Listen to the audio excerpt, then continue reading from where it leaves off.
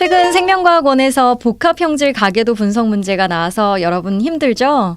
그러나 아무리 복잡한 가계도라 하더라도 하나하나의 형질에 관해 우열관계와 유전자의 위치 등을 확인해 나가면 그런 문제들도 여러분 혼자 힘으로 풀어낼 수 있습니다.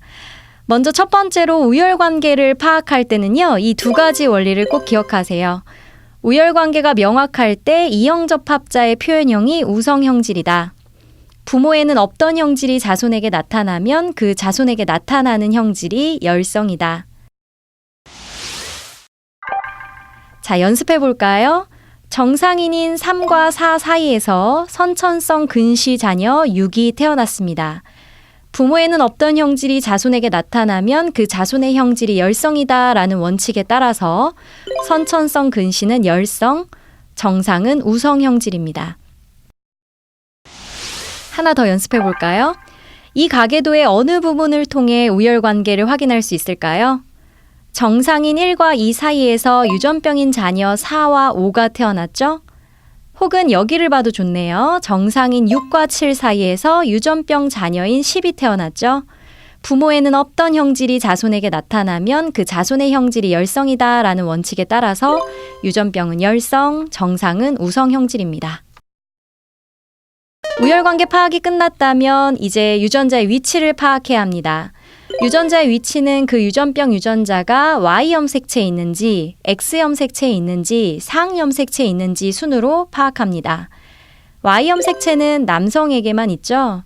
Y염색체 유전의 경우에는 아버지와 아들이 동일한 형질을 보입니다. 가계도에서 남자뿐만 아니라 여자에게서도 유전병이 나타났다면 Y염색체 유전은 아니죠. 그러면 X염색체 유전인가? 반성 유전인가?를 따져볼 차례입니다. 딸의 X염색체 중 하나는 아버지로부터, 아들의 X염색체는 어머니로부터 온 것입니다.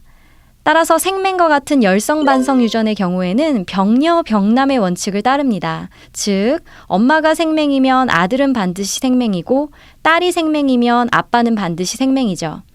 만약 가계도에서 병녀 병남의 원칙에 위배되는 사례가 있다면 열성 반성 유전이 아닙니다. 피부 얼룩증은 우성 반성 유전입니다. 우성 반성 유전의 경우에는 병남 병녀의 원칙을 따릅니다. 즉, 아빠가 피부 얼룩증이면 딸은 반드시 피부 얼룩증, 아들이 피부 얼룩증이면 엄마는 반드시 피부 얼룩증이죠. 만약 가계도에서 병남 병녀 원칙에 위배되는 사례가 있다면 우성 반성 유전이 아닙니다. 자, 연습해 볼까요? 이 가계도에서 정상은 우성, 선천성 근시는 열성 형질임은 아까 확인했습니다. 이번에는 유전자의 위치를 파악해 보죠. 남자뿐만 아니라 여자 2번에게도 유전병이 나타나고 있죠. 따라서 Y염색체 유전은 아닙니다. 그러면 열성 반성 유전일까요? 병녀 병남에 위배되는 사례가 보이나요? 2번은 유전병인데 5번은 정상이죠.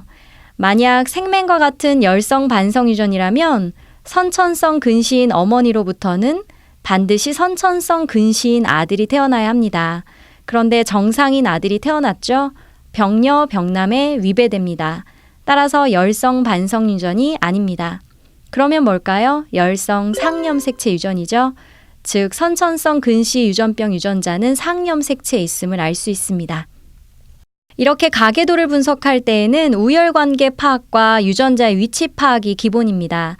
순서는 달라질 수 있어요. 유전자의 위치 파악을 먼저 하고 우열관계를 나중에 할 수도 있죠. 혹은 문제에서 유전자의 위치를 알려줬을 경우에는 우열관계만 파악하면 되죠. 여러 형질이 나오는 복합형질 가계도도 하나하나의 형질에 관하여 우열관계를 파악하고 각 형질에 대한 유전자가 상염색체와 성염색체 중 어디에 존재하는지를 파악하는 것이 우선입니다. 단서는 문제 속에 모두 있습니다. 가계도 분석 문제는 많이 혼자 풀어봐야 실력이 는다는 것을 잊지 마세요.